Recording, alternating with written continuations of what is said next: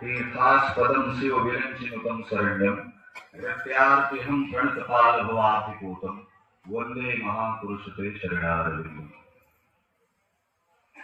परम पूज्य गोलोकवासी पूज्य स्वामी श्री तिवारी बाबा जी महाराज जो हम सबके मध्य शरीर के रूप में विराजमान नहीं है यहाँ पर, लेकिन जिस प्रकार से पौराणिक ग्रंथों का, जिस प्रकार से हम लोग देवी देवताओं का अपने जीवन में अनुसरण करते हैं, तो उनका प्रत्यक्षीकरण एक गुरु के माध्यम से होता है। यहाँ आया हुआ जो सभी समुदाय है, यह कहीं न कहीं गुरु के रूप में उनको, अपने मार्गदर्शक के रूप में उनको सदैव स्मरण में रखा और उनका स्नेह जो है सदैव प्राप्त किया।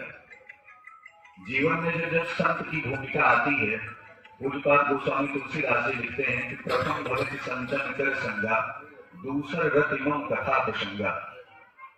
जब हम धर्म के रास्ते का अनुसरण करते हैं या किसी आपत्ति या विपत्ति का शिकार होते हैं या मानसिक रूप से विक्षिप्त होते हैं, तब तक जीवन में किसी गुरु की भूमिका या संत की भूमिका हमारे जीवन में आवश्यक होती है। पूज्यपाद स्वामी तिवारी जी महाराज जी जो हम सबके मध्य शरीर रूप में न विराजमान होकर के एक शक्ति के रूप में विराजमान है, उस शक्ति का अनुसरण करने के लिए यदि आप उनको अपने जीवन में धारण करना चाहते हैं, तो उनके अंदर जो धैर्य था, जो साहस था, जो तेज था, जो शक्ति थी, वो अपने आप में बहुत ही अतुलनीय। और उसके लिए कोई शब्दावली हमें लगता है कि जो बनाई भी गई होगी वो विद्युत वर्ण लोगों के लिए बनाई है, हम तो सामान्य है, हमको उसकी व्याख्या नहीं कर सकते। लेकिन महाकुंभ, माघ मेला आदि जैसे पवित्र पर्वों पर जब वहां कैंप लगता तो वहां मिलता ही रहता। साथ ही साथ हम जिस आश्रम से शिक्षित हुए हैं, श्रीमद परमहंस आश्रम टीकर माफी अमेठी, आप लोगों ने नाम सुना होगा। बाल्यकाल से जब हमारी शिक्षा वहां पर हो रही थी, तो बाल्यकाल से ही पूज्य महाराज जी का सानिध्य और आशीर्वाद हमको प्राप्त होता रहा है। हम सब उनके मार्गदर्शन में आगे बढ़ते रहे। तो ये हम सब लोगों का सौभाग्य है कि जीवन में जब नाना प्रकार के दुखों से, जंजालों से व्यक्ति बहुत ज्यादा त्रस्त हो जाता है, तो अपने जीवन में किसी गुरु की तलाश करता है, संत की तलाश करता है। और गोस्वामी तुलसीदास जी कहते हैं कि संत हृदय नवनीत समाना। दूसरी परिभाषा में संतों की परिभाषा लिखते हैं कि जाने सुसंत अनंत समाना।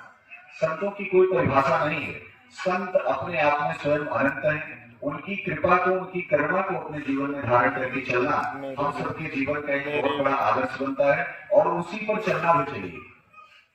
जब हम उनकी रूपरेखा को, उनके कर्तव्यों को, उनके किए गए कार्यों को, उनके द्वारा बताए गए विचारों को अपने जीवन में धारण करने का प्रयास करेंगे, तो वह सदैव स्मृति में ही नहीं, अपितु यहाँ आश्रम भी है। अन्य पूज्य संत चरण के रूप में स्वामी श्री महेश नारायणाचार्य जी विराजमान है। गोस्वामी तुलसीदास जी एक बात और लिखते हैं कि 12 पुत्र पिता के धर्म, पिता के प्रताप से पुत्र के अंदर जो तेज स्थापित होता है, जो शक्ति विद्यमान होती है, उससे परिवार का ही नहीं संसार का भी भरण पोषण होता है। हम सबकी आस्था, हम सबका विश्वास हमेशा अडिग बना रहना चाहिए। हम किसी भी प्रकार के बाह्य आडंबरों में, बाह्य दिखावे के चक्कर में न आकर के जिस आश्रम से, जिस शक्ति से, जिस पूज्य पाद संत चरण से हम लोग जुड़े हुए हैं, वहां अपने आस्था को, अपने विवेक को, अपनी बुद्धि को, अपने बल को सदैव वहां से जोड़ करके रखें। ये हमारा मानवता का मूल धर्म है। और दूसरा ये कि गुरु की जो निंदा है किसी भी प्रकार की, वो अपने कानों से स्मरण न करें। पूज्यपाद का जो चरित्र है, उनके जीवन का जो कार्यकाल रहा है, वो अपने आप में एक अच्छाइयों का कार्यकाल रहा है। हर एक व्यक्ति को उन्होंने एक ऐसे स्थिति में ले जाने का प्रयास किया जहां एक कहते हैं कि सहायता शिक्षा की भी होती है, धन की भी होती है, पद प्रतिष्ठा की भी होती है, धर्म की होती है। संत वही है जो सभी स्वरूपों में हर एक व्यक्ति की सहायता कर दे। और संत का कोई एक परिधान, कोई एक परिवेश निर्धारित नहीं होता है। लेकिन पूज्यपाद संत जो हम सबके मध्य गोलोकवासी हो चुके हैं, उनकी संपूर्ण शक्तियां, संपूर्ण ऊर्जा यहाँ पर विराजमान है। हम सबको आने वाले समय में सदैव, जब तक यहाँ देह है, तब तक इस आश्रम से ही नहीं, उनके द्वारा बताए गए मार्गों का अनुसरण करते हुए, उनकी बताई हुई बातों को अपने जीवन में धारण करते हुए चलना चाहिए। आज यही सबसे सच्ची श्रद्धांजलि होगी कि हम उनके बताए हुए आदर्शों पर और अपने आप में गंभीरता ला करके, संयम ला करके अपने जीवन यापन करें, अपने जीवन की रूपरेखा को तय करें। क्योंकि संत से एक ही शिक्षा मिलती है, वह है धैर्य। और धैर्य जब जीवन में आ जाता है तो नाना प्रकार की आपत्तियां विपत्तियां कुछ भी आए, वह सब कुछ अपने आप में चलती चली जाती है। पूज्य श्री महेश नारायणाचार्य जी को आज मंचस्थ यहाँ की गद्दी प्राप्त हुई है। स्वामी परमहंस महाराज जी से हम प्रार्थना करेंगे, पूज्य संत चरणारविंद आशीर्वाद ही है, वैष्णव संतों का सबका आशीर्वाद ही है, आप सबका स्नेह ही है। यह परंपरा संतों की परंपरा, यह आश्रम की धरती सदैव प्रतीत होती रहेगी। इसमें किसी भी प्रकार की वैसे समस्या नहीं आएगी। जब जीवन में संत आ जाते हैं तो वैसे ही बसंत आ जाता है।